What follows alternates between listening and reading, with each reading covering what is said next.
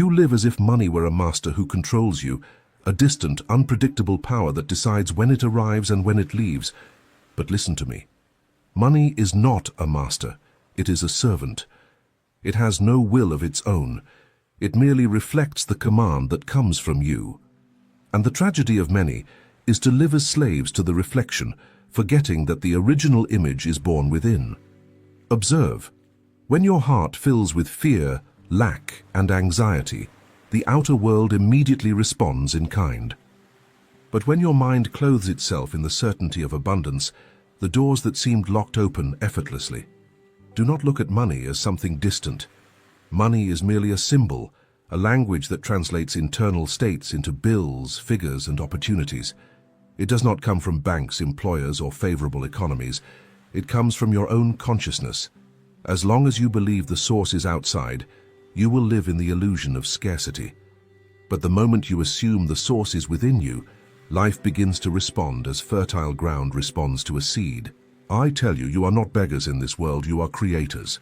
You are kings who have forgotten their crowns, princes who walk as if they were orphans. Life gives you exactly what you command with your inner state. The beggar imagines lack and receives lack. The master imagines fullness and sees fullness materialize. There is no exception. Scripture does not lie when it says, "Whatever you ask for, believing, you will receive." But few understand that to believe is not to plead with tears, but rather to assume the state of possession before any sign.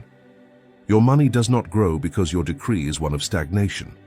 Your money does not multiply because your heart keeps saying, "It's not enough, it's insufficient, it's difficult." And the universe, obedient, confirms this. Therefore, today I teach you the secret that Neville received from me. Do not wait for signs, do not beg for opportunities. Enter your inner chamber, close the door of your senses, and there, in the silence, command. Command your money to multiply forever. Sustain this command as one who knows that the word is law, and you will see that what you call a miracle is nothing more than reality's natural obedience to your assumed state. Now look within. What state do you inhabit? Of scarcity or of abundance? Of servant or of master? The answer to that question is the exact measure of your outer reflection. Everything you see outside is merely a reflection. Nothing around you possesses a life of its own or power in itself. Every detail of your world is merely the shadow cast by the state you have chosen to inhabit within. Just as a mirror can never show a face different from the one placed before it, life can never offer any reality other than what corresponds to your deepest feeling. Many seek to change the shadow, but forget that the shadow is powerless to alter the source. They look at an empty pocket and say, "This is how it is, there's no way to change it," without realizing that the emptiness is merely the echo of a belief cultivated in silence. When a person insists on seeing themselves as poor, needy, a victim of circumstances, no matter how many times the world tries to offer opportunities, they will always find a way to sabotage or lose them, for the mirror only obeys the image they hold within. It's like a spring. If the bed is murky, the reflection that appears on the surface will be distorted. Likewise, if your thoughts and feelings are of fear, scarcity, and doubt, do not expect to see clarity and abundance in your external experience. The first task of the conscious creator is not to manipulate external things, but to purify the inner bed. Only then will the reflection become faithful to the vision of abundance. Therefore, I tell you, care less about what the world appears to be, and more about what your heart dares to sustain in silence. When your inner state affirms itself in the conviction of wealth, even if everything outwardly contradicts you, the reflection will inevitably change. It may take time for the shadow to adjust to the new posture, but it will not fail because it has no choice. The mirror cannot refuse the image offered to it. Your life cannot refuse the state you assume as your own. The reflection is neutral, unable to argue, unable to resist. It merely repeats. That is why you should not measure your future by what your eyes behold now. If you want abundance, do not wait for signs of abundance to then believe. This is like demanding that the mirror smile before you do. The reflection can only smile when the face first decides to smile. Likewise, money can only multiply when your mind assumes, without hesitation, that it already lives in a state of multiplication. Say, My money grows ceaselessly, and maintain this decree, not through effort or mechanical repetition, but as one who looks in a mirror and recognizes their own face. Remember, the reflection never errs. If you see lack outside, it is not because the world decided to punish you, but because within you assumed lack as a state. If you see abundance outside, it is not because you are fortunate, but because you silently sustained the certainty that you already possess it. The reflection never creates on its own. It merely confirms. Therefore, do not fight against the mirror. Do not complain about the images it shows. Change your posture before it, and you will see a new image emerge. Your money is merely a reflection of your inner state. If you want to see it multiply, do not focus on the absence of bills in your wallet, but on the state of one who already lives in fullness. The reflection will obey without fail, because it has no other choice. The only choice belongs to you. Do not look at appearances, for they deceive. What your senses show you is always delayed, always a shadow of a decree already pronounced within you. If you allow yourselves to be led by what your eyes see, you will always be behind the source of creation. That is why many live like shipwrecked souls, chasing after signs, waiting for proof, doubting in the face of silence. But I tell you, he who believes needs no signs, for he knows that the invisible is more real than the visible. Scripture does not lie when it states, "Faith is the assurance of things hoped for, the conviction of things not seen." The secret is to live as if it already were. Do not wait for a job to feel prosperous. Do not wait for healing to feel healthy. Do not wait for a deposit to feel abundant. It is your inner state that gives birth to all manifestations. He who lives waiting for external confirmation is like someone trying to warm themselves by waiting for a reflection in a mirror to light a fire. It is madness. The fire is born within, and only then does the reflection respond. It was so with Abraham, who was called father of many nations when he did not even have one son. He did not wait for the promise to be fulfilled to then see himself as a father. He assumed the state first, and the invisible gave him the lineage that is undeniable today. It was also so with Joseph in Egypt, betrayed, sold as a slave, humiliated, but he never stopped seeing himself as an heir. And the world, obedient to his inner vision, had to bow and make him governor of the foreign land. Appearance is a trap. Circumstance is a lie. What you call present reality is nothing more than an old photograph taken from a past state. If you want to change the scene, do not fight against the photo. Change the film that runs within you. Sustain the vision you desire until the world, having no choice, projects it before you. That is the law. Therefore, stop seeking proof. Money will not come because the world decided to be generous, but because you refuse to inhabit the state of scarcity. Say in silence, "My money multiplies ceaselessly, and do not worry if your pocket seems empty. The emptiness is merely a delay of the reflection. He who insists on looking at nothing as if it were everything is already shaping the abundance to come. Do not beg for signs, because that keeps you in a state of lack. Do not wait for external changes to then convince yourselves, because that chains you to delay. So assume now, against all appearances, the state of one who possesses. Live as if it were already yours. The world will have no other choice but to obey. It is not enough to wish vaguely like one daydreaming. Discipline in imagination is required.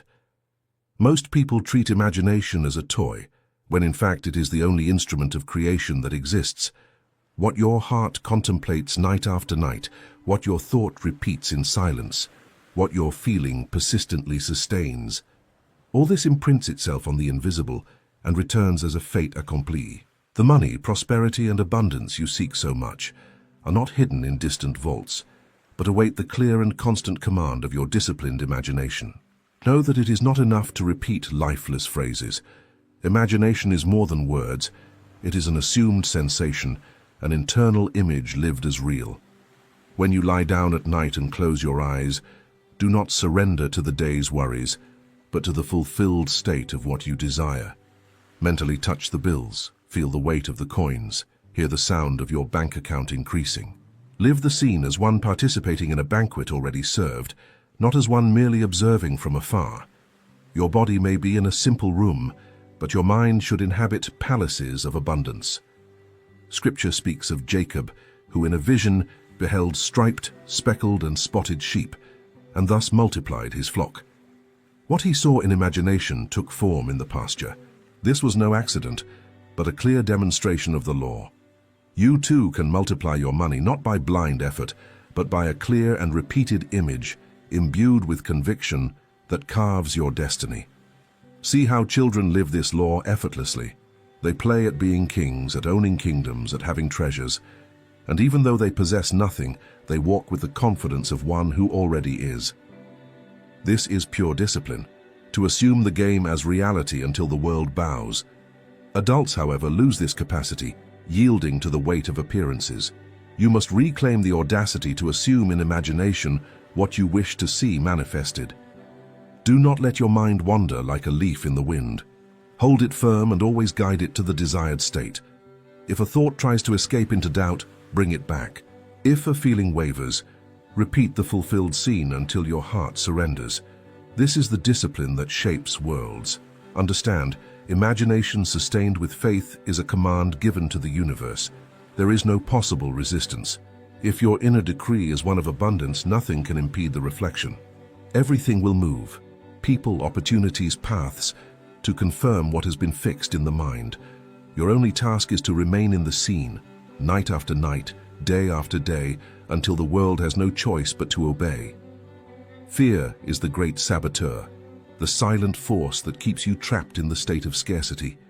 I tell you that fear is also a form of prayer, but a prayer in reverse. Every thought of anxiety, every feeling of doubt, every image of failure that your heart sustains is a command sent to the invisible to bring you exactly what you do not desire. Make no mistake, the law does not distinguish between what you call positive and negative. It merely responds to the sustained state. When you think I don't have, it will run out. It's difficult. You are decreeing with the same authority as one who says I have. It is abundant. Everything flows. The universe does not interpret words. It obeys the vibration you emanate. And fear is a vibration of absence, of loss, of slavery. Sustain it and you will see lack multiply. But replace it with conviction, and everything will reverse. Remember, Peter sank not because the sea was deep, but because he feared. As long as he kept his gaze firm on certainty, he walked on water. But the moment he gave more credence to the wind than to the word, he began to sink. So it is with you. It is not the crisis, it is not the economy, it is not circumstance that defeats you, but the credit you give to fear. Therefore I tell you, reject fear as one rejects an impostor knocking at the door. Do not let it in, for it will become master of your house. Instead, feed the silent certainty that everything already belongs to you. When your pocket seems empty, do not prostrate yourselves before the appearance. Say in your heart, my money multiplies ceaselessly. Sustain this command until your heart grows accustomed to the new music. Emptiness is not reality. It is merely a delay in the reflection. Know that fear is always proof that you are looking more outward than inward. He who is anchored within does not fear, because he knows the route is secure. Fear is a sign that you have abandoned the throne and chosen to beg in the streets of the world. Return to your place as heirs. Recognize that you are creators, not victims. Every time doubt comes, respond with conviction. Every time fear whispers, raise your inner voice and decree, I am abundance, I am provision, I am prosperity in motion. Sustain this decree not as a plea, but as a command. Fear will dissipate like fog before the sun, and the reflection, obedient, will show your new state. Remember, fear keeps you servants, but conviction makes you masters. Choose today to whom you will give voice within you. You were not created to beg, but to reign. The error of many is to approach the invisible as frightened servants, hoping that some favor will be granted. Thus, they live life imploring, supplicating, asking for signs like one begging for alms. But I tell you, he who knows the law does not implore, he commands. The universe is not a tyrant that needs convincing. It is a faithful servant that merely obeys the decree of your inner state. Her child does not ask for bread from their father like one begging for a miracle. They take it because they know it belongs to them. In the same way, you should not place yourselves before life as strangers without rights. You are heirs to all abundance, and an inheritance is not begged for, it is assumed. As long as you believe you need to convince the world to give you something, you will live in the illusion of lack. But the moment you silently assume, everything is already mine, reality begins to bow before you. To command is not to shout. It is not to use magic words. It is not to insist like one demanding from outside. To command is to assume internally in silence the position of one who already possesses. It is like sitting on a throne. It is not necessary to prove anything, nor to explain anything. It is enough to remain there. When your heart firmly sustains the certainty of abundance, money has no other choice but to obey. It multiplies because it recognizes who the master is that governs it. See the error of those who beg. They say a phrase of faith in the morning and spend the whole day lamenting lack. Thus, they contradict their own command, like kings who sign a decree and then tear it up in doubt. But you, who hear these words, learn the discipline of the master. Decree once and sustain the decree with poise. Even if your eyes say otherwise, maintain the throne. Even if the world tries to test you, remain firm. The reflection may take time to adjust, but it cannot resist. Money is not your master, it is your servant. It has no will of its own, it merely reflects. If you command multiplication, it will multiply. If you command absence, it will disappear. The law has no preferences, it merely obeys. Therefore, no longer prostrate yourselves before life as subjects, but rise as kings. Say in your heart, "My money multiplies forever," not as one who asks, but as one who declares what already is. Assume this state as your dwelling and do not abandon it. The universe will bow before your conviction. Life cannot resist the master who knows who they are. Today I call you to abandon the posture of beggars and take your place as heirs. Do not wait, do not supplicate, do not hesitate. Command, and reality, having no choice, will obey. Now understand, nothing you see outside has authority over you. The reflection does not create, it merely obeys. Money does not decide, it merely responds. Life does not dictate, it merely echoes. Everything you need is already within, waiting for you to stop begging and start commanding. The beggar lives in hope that someone outside will take pity. The Creator lives in the certainty that what they assume already belongs to them. Therefore, stop chasing after signs, proofs, or favorable circumstances. The world will never move first. It is you who must move within, and the world, having no choice, will follow. Sustain the state of abundance as one who refuses to abandon the throne. Speak in silence, but with firmness. My money multiplies forever. And maintain this command as one who carves fire into stone. Wait no longer. Postpone no longer. Every instant you see yourselves as servants of scarcity, you prolong your captivity. But the moment you assume the inheritance, the prison dissolves and abundance begins to flow. This is the law. It is not opinion. It is not hope. It is ancient, unbreakable certainty that governs everything.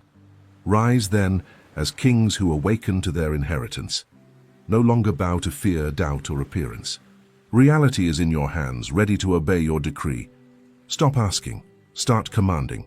Do not beg, reign. Do not wait, assume. And you will see that everything, absolutely everything, will bow before your conviction. Today is your moment. Say now, in your heart, "My money multiplies forever." Sustain this as a state of being, not as a fleeting phrase. And so it will be, because the universe cannot resist the voice of one who remembers who they are. Close your eyes for an instant and listen, not like someone hearing words, but like someone waking from a dream. What you are about to hear is not a lesson. It is the echo of something your soul already knows.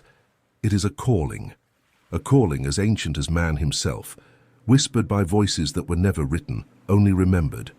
A calling to those who one day dared to look beyond the veil of form, beyond the surface where the common man lives, trapped by the illusion of the senses. The calling is simple, but it demands courage.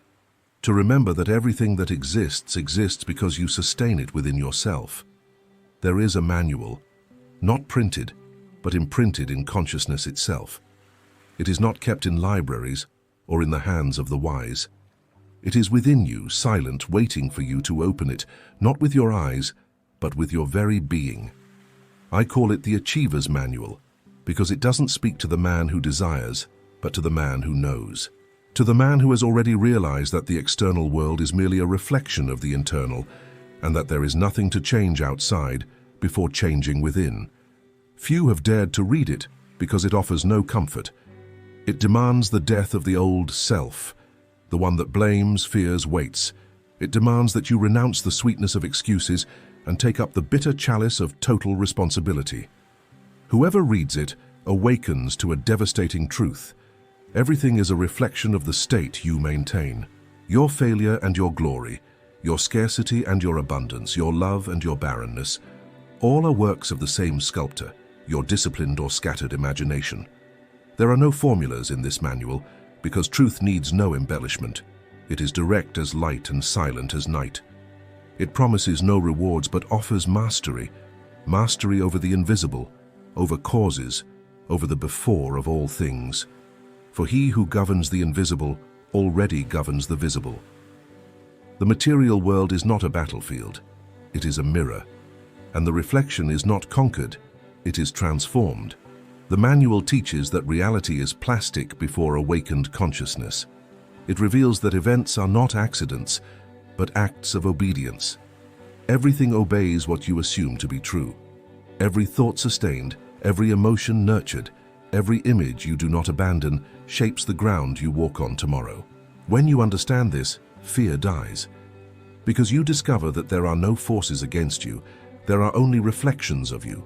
That is why I tell you, this manual is not for those seeking miracles, but for those who wish to understand the mechanism behind them. It teaches you to enter the laboratory of the mind and operate as the Creator himself. It teaches that what you call destiny is merely your imagination, forgotten of its authority. Upon opening it, you will understand that the entire universe moves within you, that time and space are but servants of what you decide to sustain with silent faith. You will understand that there is no punishment or blessing that does not originate from the state you have chosen to inhabit, that the love you expect outside is born when you recognize it within, that the gold you seek reveals itself when you know yourself worthy of possessing it. The Achiever's Manual is dangerous for the man who lives by appearances, for it dissolves all masks. It tears the blindfold from your eyes and shows that the throne you seek so much outside has always been within you, simply waiting for you to sit upon it. When you do, the world will bend its knee before your new state, not by magic but by law. Therefore I warn you, as you read what is to come, do not dare to remain the same. For once the spirit remembers what it is, the game of appearances ends, and what was supplication transforms into decree. What was waiting becomes certainty. What was a dream becomes form. This is the prologue of the manual, the reminder that you are the author of all the pages you are yet to read. The rest of it is not outside. It is in the next thought you choose to sustain. Before you can create, you must empty. This is the first and most severe commandment of the Achiever's Manual. The common man believes that creating is accumulating. More ideas, more beliefs, more knowledge, more techniques. But true creation is not born from excess, but from conscious emptiness. As long as your mind is full of the voices of the world, there is no space for the voice of origin. The Creator's first act is to divest himself of what ties him to appearances. It is to silence the noise of the inner crowd that says, I can't, I don't deserve, I am not. When silence settles, power returns. Because in that silence the I am emerges, not as a concept, but as a living presence. Unlearning the world is a process of purification. It is looking at everything you have believed until now and realizing how much of it is borrowed. The opinions you defend with such fervor, the certainties that shape your decisions, even the pains you call your own. Almost none of it was born from you. They are echoes of others who sleep, who never dared to think with their own consciousness. Freeing yourself from this is like stripping off the garments of the old man, the one who lived by reflections and reacted to everything. You unlearn the world when you stop reacting, when you stop responding to stimuli and decide simply to observe. The instant you observe without judgment, illusion loses power over you. The common mind is like a dirty mirror. It reflects everything it sees in a distorted way. And man, without realizing it, lives trying to clean the reflection, changing cities, professions, partners, religions, but never cleaning the mirror itself. The Achiever's Manual teaches that the mirror is internal. The reflection is the world. What you need to change is not what you see, but what sees. The gaze that comes from pure consciousness transforms everything it touches. The gaze that comes from fear multiplies fear. The gaze that comes from faith dissolves the impossible. The man who unlearns the world begins to perceive the game. He understands that appearances have no substance of their own, that chaos is merely form not yet ordered by consciousness. He looks at a problem and sees raw material. He hears criticism and perceives the echo of his own previous state. He does not rush, does not react, does not beg. He simply observes and adjusts his inner self. It is here that true power begins, not that of forcing, but of allowing the world to reorganize itself according to the new pattern he sustains within. But unlearning requires courage, because the man who begins to look within loses the comfort of blaming the world. He discovers that no one hurt him, that nothing prevented him, that everything was a reflection of what he himself kept alive. This may hurt, but it is the pain of birth. For only what is true survives when illusions fall. Unlearning the world is dying to what you were, and being born to what you always were in essence, the center of creation, the silent observer who decides the course of form. When he abandons the old habit of reacting, man awakens to the present moment where all power resides. He realizes that there is no past to undo nor future to fear. There is only now, the point where consciousness can choose again. And in that instant, by unlearning the world, he begins to remember himself. The manual calls this the first rebirth, the moment when man ceases to be a creature and recognizes himself as the cause. And when this remembrance occurs, nothing else hypnotizes him, because he finally understood that the world does not govern him. He is the one who dreams it. There is no chance. There are only states. Each man lives within one of them, that of fear, abundance, doubt, faith, and each state is a complete world with its own laws, people, events, and limits. What you call destiny is nothing more than the natural harvest of the state you have chosen to inhabit. And most men inhabit states without knowing they do. They move from one to another guided by fleeting emotions, believing that life pushes them, when in fact they are the ones who push the world according to what they sustain within. The Achiever's Manual teaches that choosing a state and consciously inhabiting it is the first creative act of the awakened man. But the choice is not made with words, it is made with feeling. It is not, I want to be, it is I am. The universe does not respond to requests, it responds to vibrations of certainty. When you choose a state, you must inhabit it until it becomes natural within you. It is not enough to visualize, you must feel yourself within it. If you wish to be prosperous, live as one who already is. Not in a theatrical sense, but internally. Feel the peace of one who does not fear tomorrow, the relief of one who knows they lack nothing, the silent dignity of one who recognizes the value of what they have. When this feeling takes hold, the physical world obediently reorganizes itself to reflect the new state. But there is a common mistake. Man wishes to change the scenery before changing the character. He wants a new role without abandoning the old one. He desires love, but continues to vibrate rejection. He wants abundance, but still thinks like one who fears loss. He wants health, but speaks the language of illness. And the manual is clear. Do not ask for the scene to change. Become the character who lives in it. Because the stage is merely a reflection of the performance, when the actor changes, the entire play transforms. To inhabit a state is not an effort. It is a rest. The disciplined man does not need to fight the old, he simply replaces it. Like someone changing clothes, he leaves the old and puts on the new.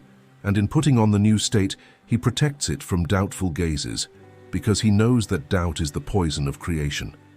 He acts according to the new role even when the world contradicts him. He feels before he sees, trusts before he touches, gives thanks before he receives. And it is in this inversion of human logic that reality bends before him. Each state contains its corresponding world. When inhabiting the state of joy, even silence seems like a song to you. When inhabiting the state of fear, even light frightens you.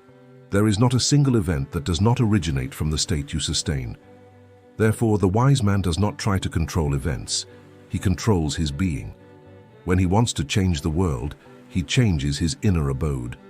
And the miracle is not what happens outside, but the change in consciousness that makes it inevitable. To choose a state is to assume command of your own existence. It is to say to the universe, "I remember who I am." And the universe, like a divine mirror, responds, "Then let it be done according to your state." The Achiever's Manual teaches that power is not in desiring, but in inhabiting. For desire still separates, state already unifies. Desire implores, state decrees. Desire seeks, state creates. And when man understands this, he stops chasing what he wants and begins to walk within what is. Every word is an echo. The power lies in what precedes it. Silence. The common man talks too much because he fears emptiness. He believes that the more he says, the more he creates. But he ignores that every word is born from the inner state that sustains it. If the heart is disturbed, even prayers become noise. If the heart is at peace, a simple thought is a decree. The Achiever's Manual teaches that true command is not shouted. It is whispered in the silent mind. Silence is not an absence of sound. It is the total presence of being. It is within it that creation happens, effortlessly, noiselessly, without witnesses. In silence, man ceases to be a creature and returns to being a creator. He realizes that there is a point of power prior to speech, prior to gesture, prior to time. At this point, everything is malleable. Everything is possible. The manual calls it the inner temple, where there is no supplication, only command. When you enter this state, you do not ask for something to happen. You know that it has already happened. You say within yourself, "It is done." And the world, like an obedient mirror, responds, "So be it." Power is not in the volume of the voice, but in the intensity of conviction. The man who speaks a lot demonstrates that he still doubts. The one who speaks little and knows is the one who governs. Silence is not passivity. It is mastery. It is the interval between thought and form, between desire and manifestation. In this interval, the Creator decides what will be allowed to exist. The man who masters silence does not despair in the face of chaos. He observes, feels, and commands internally. He does not fight against circumstances because he knows that fighting is to affirm the existence of the obstacle. He simply silences himself and watches the obstacle dissolve into the power of the state he inhabits. The world bows before those who speak little, but vibrate with certainty. The manual warns, never doubt in silence, for silence is the temple where orders are given. Doubt is the thief of creation. It enters through the door of noise, the excess of thoughts, words, justifications. Each time you explain your faith, you lose a little of it. The true achiever does not need to convince anyone, not even himself. He knows, and knowing is silent. It is in silence that consciousness molds the invisible. When man learns to quiet the inner noise, the mind becomes a smooth mirror where the divine reflects without distortion. The word, then, regains power, because it does not come from anxiety, but from certainty. And when that word is uttered, even if it is a simple yes, the entire universe moves to sustain it. Silence is the fertile ground of creation. In it, the achiever does not seek signs or confirmations. He feels, rests, and trusts. Every heartbeat becomes an invisible decree. Every breath is a pact with what already is. And when he returns to the world of forms, he brings not proofs, but results. Silence is the space where the invisible bows to the visible. It is there that the impossible loses its name, and man remembers that he has always been the Word made flesh. After decreeing, the world will test your faith. It will come in disguises, delays, contradictions, people who doubt, signs that nothing has changed. It is at this moment that many retreat and go back to living as before, begging for evidence, asking the mirror to reflect before the face changes. But the true achiever knows the secret of the fourth step, to persist until the world confesses. He understands that appearances are not proof of failure. They are merely echoes of a previous state that is still unraveling. Reality is slow for some because their faith is intermittent. It blossoms and withers according to their mood. The manual teaches, sustain the state until the world calls you by the new name. And this is the point where the creator and the character become one. To persist is not to force, it is to remain unmoving within. The common man grows agitated when he sees no results, and thereby destroys what he had sown. He plants the new state today, and at the first sign of doubt, uproots it tomorrow. The achiever, on the contrary, remains steadfast. He understands that time is merely the distance between the invisible and the visible, and that what is true internally is already fact in the eternal. Thus, he continues to live in the new state, even if the world still repeats the old. He acts with calm, because he knows that the invisible is organizing itself. Persistence is the testimony of faith, not the faith that speaks, but the one that knows. It is to remain unshakable, even when all signs seem to contradict the inner decree. The physical world is the last to obey, and the manual is clear. He who waits for the reflection to believe will remain its prisoner. When you remain faithful to the assumed state, circumstances begin to bend. People appear, doors open, opportunities arise, not as a miracle but as a natural consequence of the new being you are becoming. The man who persists learns to see order within chaos.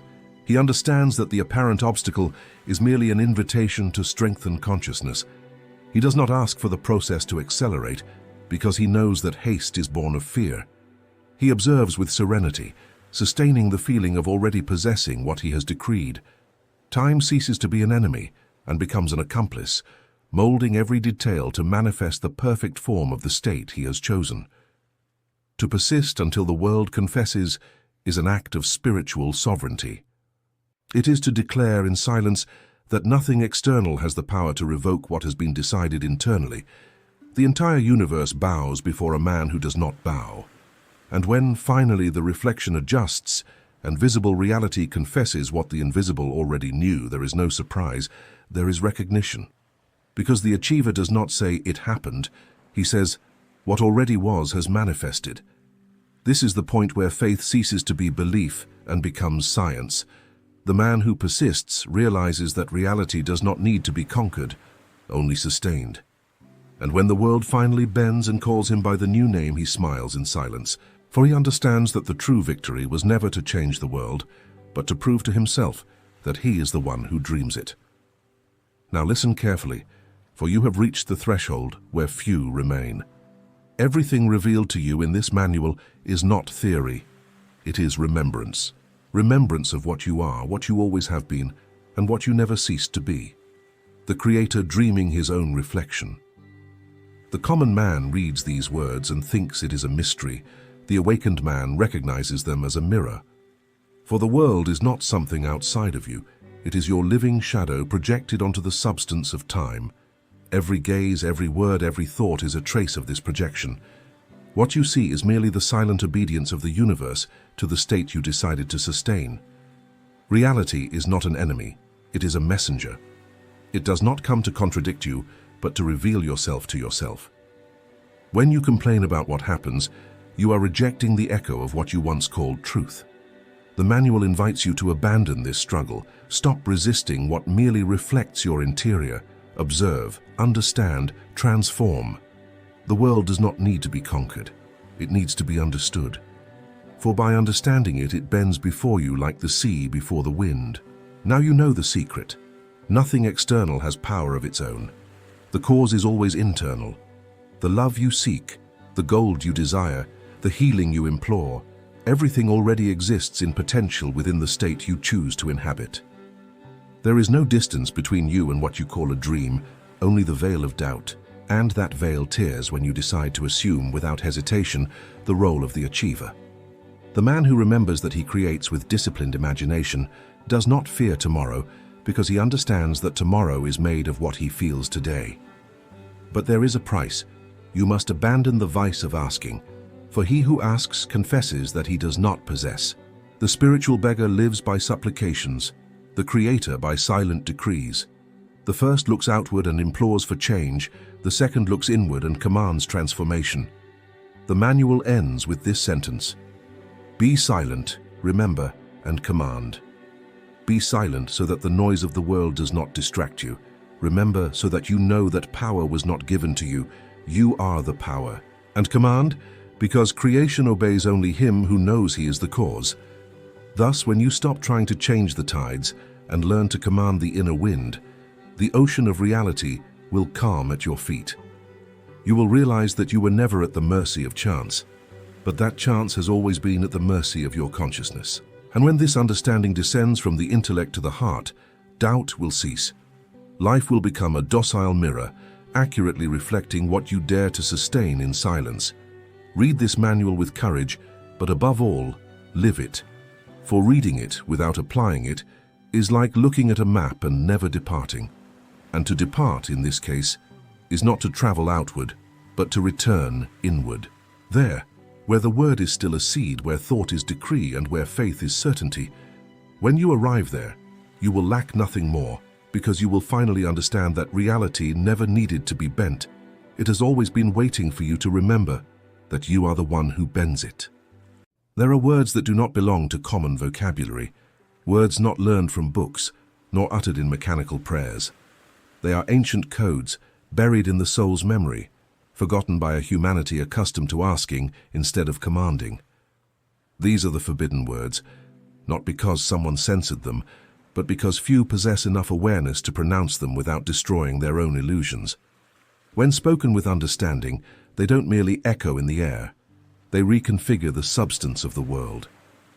The common person believes power lies in actions, opportunities, and others. They live as a servant of chance, fearing the future and worshipping the visible. But the one who awakens discovers a secret older than any religion. The universe does not respond to gestures. It responds to states. And these states are shaped by inner words, the silent declarations that the I am upholds even when lips are sealed. Understand, the verb creates. Every word is a vibrational seed planted in the deep mind. What you say about yourself is what life hastens to confirm. And that's why these words are dangerous for those who are still asleep, because they do not distinguish good from evil, right from wrong. They merely manifest what is affirmed with conviction. The universe has no moral sense. It has vibrational precision. It returns with absolute fidelity what a person declares themselves to be. Therefore, when I speak of forbidden words, I'm not referring to hidden sounds, but to a state of consciousness few can bear, the state of knowing oneself as creator, of understanding that I am is the name of God and that to pronounce it is to take possession of one's own divinity. There is no distance between a person and a miracle, only forgetfulness. These words make them remember. They dissolve fear, break doubt, burn away separation, and when a person embraces them, the impossible bows. So prepare yourself, because what I'm about to reveal is not a ritual nor a mantra of superstition. It is the return to the origin, the silent sound that gives form to matter.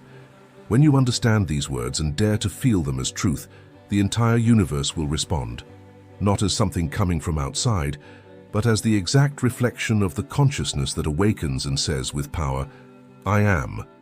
The world is not cause, it is consequence. Everything you see, touch, or experience is merely the result of a previously accepted inner state. Humanity's deepest error is believing that life begins outside and ends inside, when in truth it begins inside and projects outward. Every situation that surrounds you is a vibrational photograph of what you believed yourself to be. The world is a mirror, and the mirror never creates the image, it only reflects it. The ignorant person tries to change the reflection, fights against events, strives to fix what is already an effect, and in this struggle, they perpetuate the same state. The awakened person does the opposite. They change the inner image and let the reflection take care of itself. Everything that happens in your life is the harvest of the silent words your being ceaselessly repeats. They are your assumptions, what you believe about yourself, about love, about money, about God, that shape your reality. When you believe yourself to be small, the world treats you as small. When you assume greatness, the universe reorganizes itself around your vibration. The law is exact and impersonal. It doesn't distinguish merit or effort. It merely reproduces what is assumed as truth. Therefore, consciousness is the sacred field where everything is born. To change consciousness is to change destiny. Understand that every circumstance is a messenger, not an enemy. When life shows you scarcity, it's merely a reflection of your belief in lack. When it shows you rejection, it's a mirror of the idea that you are not worthy. Suffering arises when a person reacts to the reflection instead of transforming the cause. And while they seek to alter what they see, they forget that the visible world is merely the stage of their unconscious creation. Nothing can come to you without your vibrational permission. When you finally understand this, your relationship with reality changes completely. There is no more fear of the future, because the future is merely the prolongation of what you are assuming now. There is no more envy, because what you see in others is a sample of what you can also manifest. And there is no more despair, because nothing is lost, only poorly assumed. Power returns to your hands. You become the sculptor of your existence, shaping with thought and emotion what you once believed to be beyond your reach. So begin today to observe your internal words. Every thought about yourself is a seed that will soon blossom in the garden of experience. If you desire a new life, speak differently to yourself, believe differently, feel differently. Don't try to change the mirror, change the face it reflects, for the world never challenges you, it merely obeys you. When you accept this with serenity, chaos dissolves, resistance silences, and creation becomes simple, inevitable, natural. And you will realize with silent astonishment that nothing ever happened to you. Everything always happened from you. The second principle is the living word, I am. These two words contain the secret of all creation. They are not just sounds, but the foundation of reality. Every time you say I am, you are decreeing existence. Everything that follows these words becomes flesh, becomes form, becomes destiny. They are the vibrational signature of the Creator within you. The common person uses them unconsciously and therefore lives in contradiction. They say, I am poor, I am sick, I am forgotten, and the universe faithfully responds to these commands, shaping the external world according to the internal declarations. The one who awakens learns to use I am with reverence because they understand that they are invoking the divine power within themselves.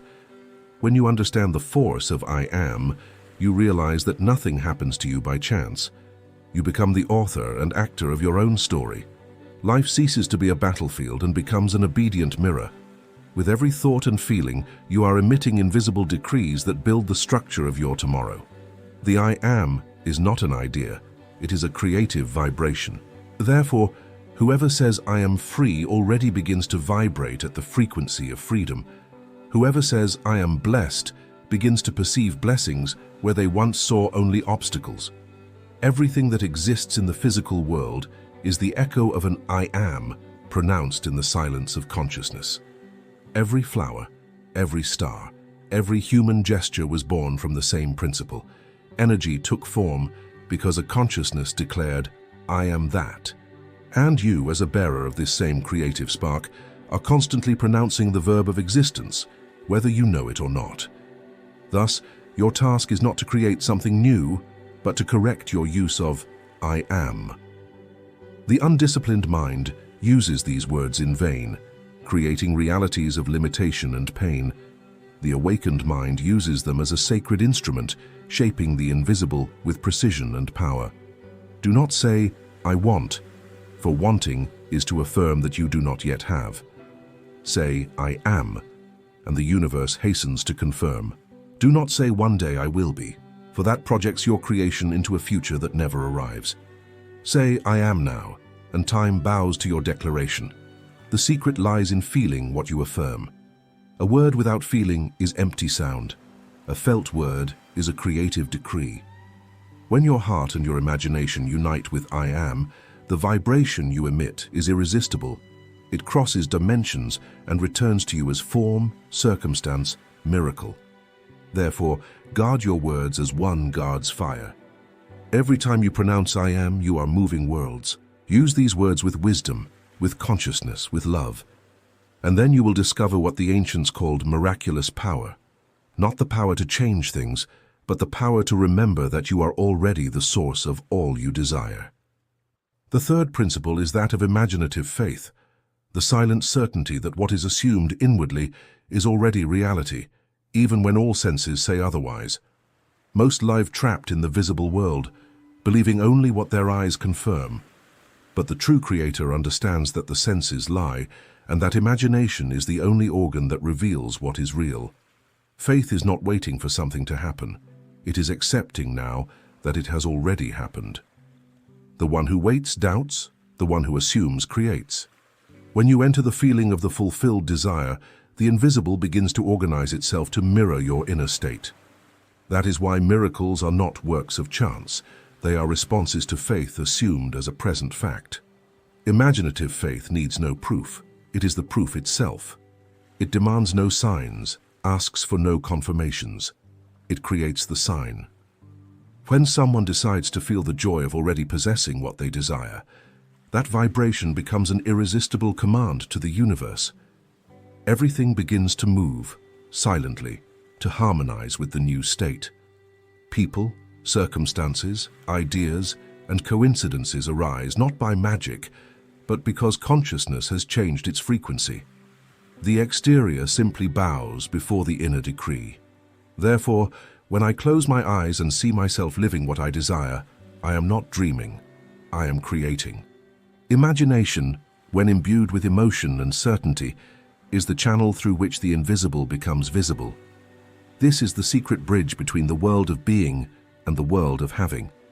And this is where many fail. They try to imagine only with the mind, but the power lies in the feeling. Feeling is the seal that authenticates creation. The universe does not respond to cold thought. It responds to vibration felt as truth. So if you desire something, don't ask for it. Live it. Close your eyes and embody the feeling that it is already yours. Walk, speak, and act as if you already possess what you sought. Not because you are lying, but because you are aligning with your true reality. This is the faith that moves mountains, not because it changes the world, but because it changes the one who perceives it. Reality transforms because the observer has transformed. The one who masters imaginative faith does not live in anxiety. They know that time is merely the interval between the seed and the harvest. They do not seek to see in order to believe. They believe and then see. And when you understand this, you realize that waiting is an illusion, because the state assumed now is what determines the future. Tomorrow is merely today matured. To believe, therefore, is to choose to live now what you wish to see manifested. This is true faith, not waiting for the miracle, but being the miracle. The fourth principle is silence, the sacred space where power rests before it moves. Modern people talk too much, explain too much, over-justify themselves, and thus lose energy. They believe power lies in spoken words, but true power resides in felt words. Silence is not the absence of sound, it is the full presence of creative consciousness. It is within it that I am becomes active, invisible, irresistible. While the common person tries to convince the world, the awakened one convinces only themselves.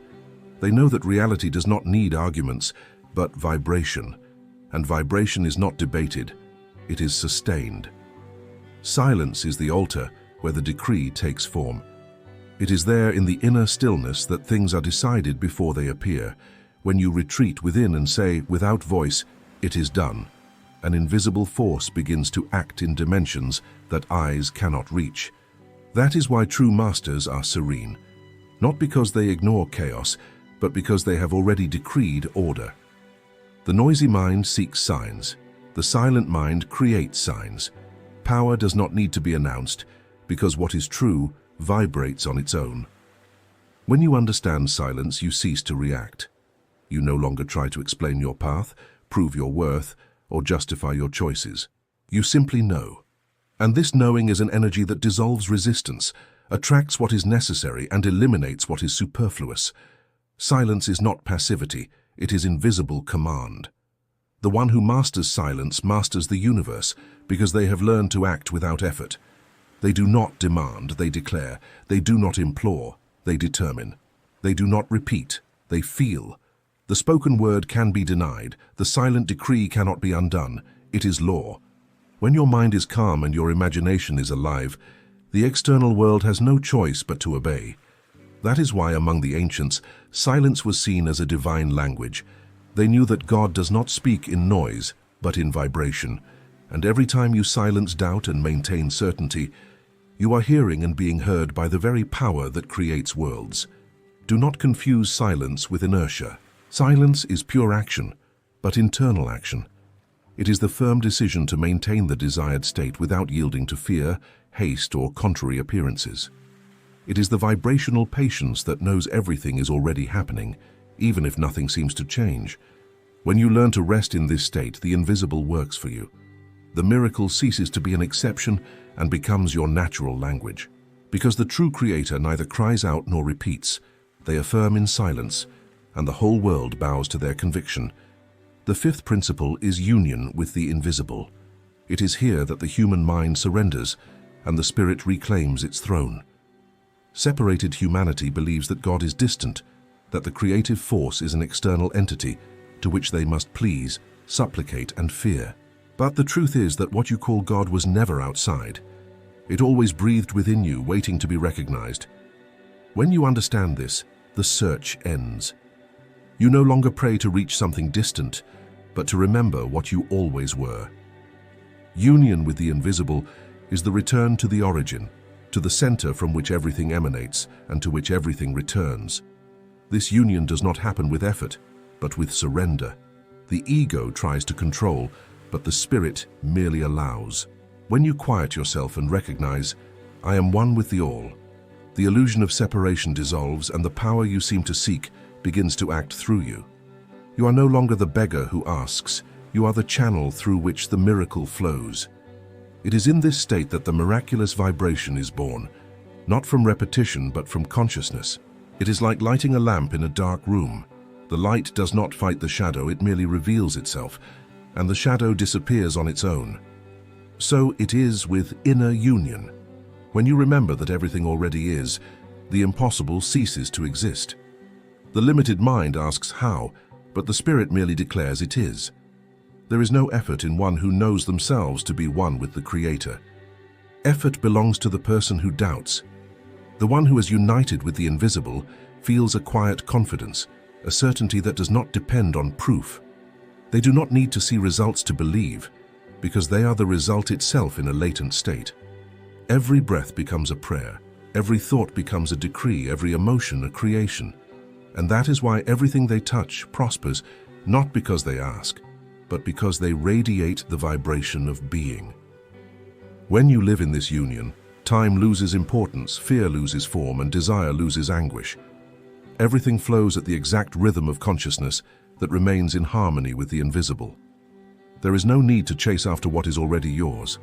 There is only the invitation to remember and to remain. To remain is the secret, because what is assumed with constancy becomes law, and what is felt as real manifests inevitably.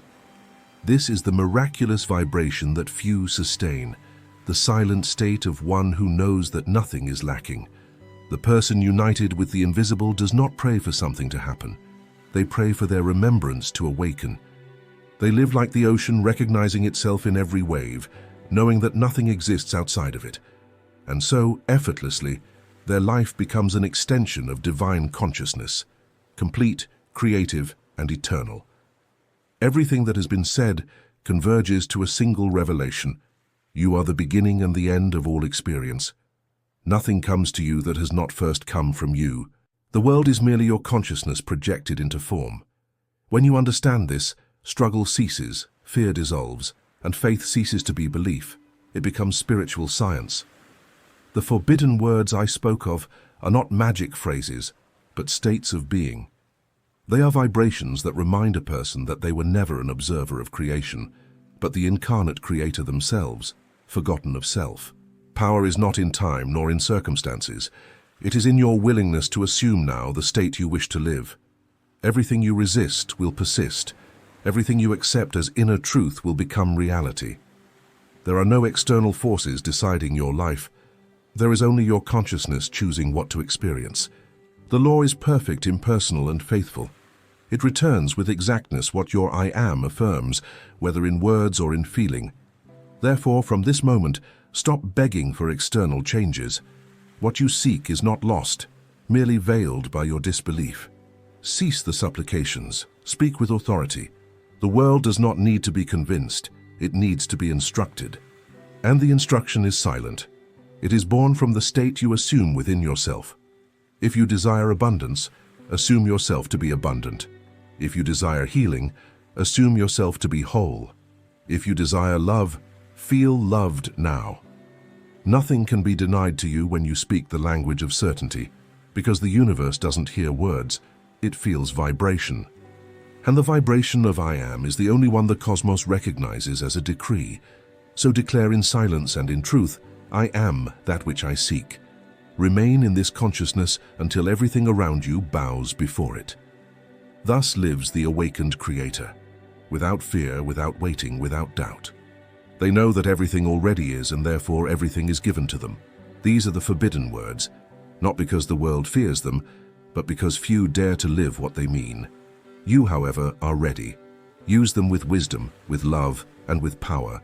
For when the I am speaks, the universe falls silent to obey.